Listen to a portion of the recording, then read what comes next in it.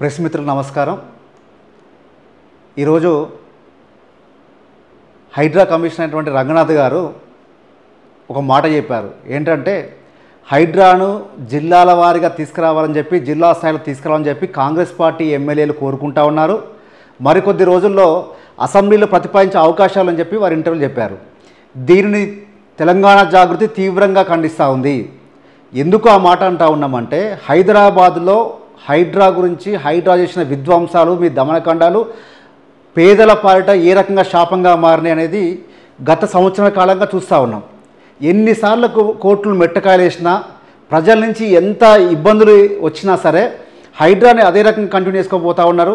గతంలో కోర్టు కూడా ఒక డైరెక్షన్ ఇచ్చింది, సెలవు దినాల్లో మీరు ఎటువంటి కూల్చివేతలు చేయకూడదని చెప్పి.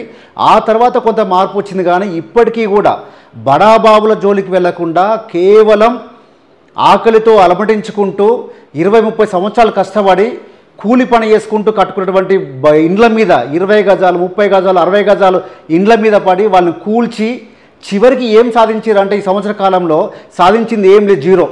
పోనీ మూసీ ప్రక్షాళన పేరు మీద మీరు కూల్చివేతలు చేస్తూ ఉన్నారు కదా, ఇప్పటికీ కూడా ఈ సంవత్సర కాలంలో మీరు చేసిన అభివృద్ధి ఏందో చూపించగలుగుతారా రంగనాథ్ గారు, లేదా మున్సిపల్ మంత్రి అయినటువంటి రేవంత్ రెడ్డి గారు?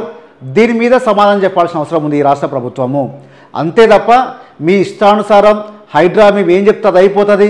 కేవలం ఇది నేను చెప్తా ఉన్నాను, స్పష్టంగా ఏం చెప్పదలుచుకున్నానంటే, ఇది కాంగ్రెస్ పాలిట, ఎవరైతే కాంగ్రెస్ పార్టీ ఎమ్మెల్యేల పాలిట వరంగా మారుతుంది తప్ప ఇంకా ఏ ప్రజలకు ఉపయోగపడదు.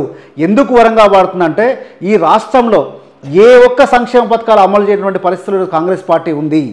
అటువంటి పరిస్థితుల్లో ఈ జిల్లాలకి హైడ్రాని తీసుకుపోయి అక్కడ ఉన్నటువంటి ప్రజానికాన్ని భయాందోళనకు గురి చేసి, లేకపోతే ఎన్ఓసి రూపంలో ఇబ్బందులు పెట్టి ఒక అవినీతికి పాల్పడే రకంగా, లేదా రాజకీయ కక్షకు పాల్పడే విధంగా ఉపయోగపడదు తప్ప ఈ ప్రజలకు ఎవరికి కూడా, తెలంగాణ సమాజానికి హైడ్రా అనేది ఉపయోగపడదు. కాబట్టి నేను ఒకటే చెప్తాను, తెలంగాణ జాగృతి పక్షాన ఒకటే, రాష్ట్ర ప్రభుత్వం కనుక జిల్లాల దగ్గర తీసుకెళ్తే మాత్రం ఖచ్చితంగా పేదల పక్షాన ఉంటాం. మీరు గతంలో ఒక ప్రయత్నం చేసిర్రు. లాస్ట్ అంటే పోయిన సంవత్సరం ఆగస్టులో హైదరాబాదులతో పాటు మహబూబ్ నగర్లో కూల్చివేతలు చేశారు మీరు. అది ఎంతమంది కూల్చివేతలు చేశారంటే, దివ్యాంగులైనటువంటి వారి మీద, వారి ప్రతాపం, దివ్యాంగుల మీద 75 ఇళ్ళు ఉంటే వారిని కూల్చివేత జరిగింది. అంటే ఇప్పటికీ కూడా మేము ఏదైతే ఆరోపణ చేస్తూ ఉన్నామో అదే నిజమయ్యే అవకాశం ఉంది. కాబట్టి బడాబాబుల జోలికి వెళ్లకుండా అవసరమైన హైడ్రాని తెలంగాణ జాగృతి జిల్లాలకు పోవడానికి తీవ్రంగా ఖండిస్తూ ఉన్నాం. ఒకవేళ అసెంబ్లీ ప్రతిపాదిస్తే మాత్రం ఖచ్చితంగా దాన్ని ఎదుర్కొంటాం, దాని మీద వ్యతిరేకంగా పోరాటాలు చేస్తాం. మాకు ఉన్నటువంటి అన్ని సంఘాలతో మద్దతు కలుపుకొని మేము రాబోయే రోజుల్లో ఆ జిల్లాలకు పోయే ప్రతిపాదన కూడా తప్పకుండా చేస్తూ ఉంటాం. ఇంకొక మాట చెప్తా ఉన్నాను, హైడ్రాని ముందు పెట్టి మేము ఏదో చేస్తామని చెప్పి మూసీ ప్రక్షాళన పేరు మీదట, అంటే డిపిఆర్ లేనటువంటి ప్రాజెక్టు, డీటెయిల్ ప్రాజెక్ట్ రిపోర్ట్ లేనటువంటి ప్రాజెక్ట్ మీద 150,000 కోట్లు అని చెప్పి ముఖ్యమంత్రి గారు ఒకసారి అంటారు, 1,00,000 కోట్లని ఒకసారి అంటారు, లేకపోతే మంచినీటి పథకం అని చెప్పి ఒకసారి అంటారు, ప్రక్షాళన చేసి దీని ఏదో సుందర నగరం చేస్తామని చెప్పి కొంతమంది మాట్లాడుతూ ఉన్నారు. ఈ సంవత్సరాల కాలంలో మీరు ఏమీ చేయలేకపోయారు అంటే దాని అర్థమైంది, మీకు ఒక అవగాహన లేదు.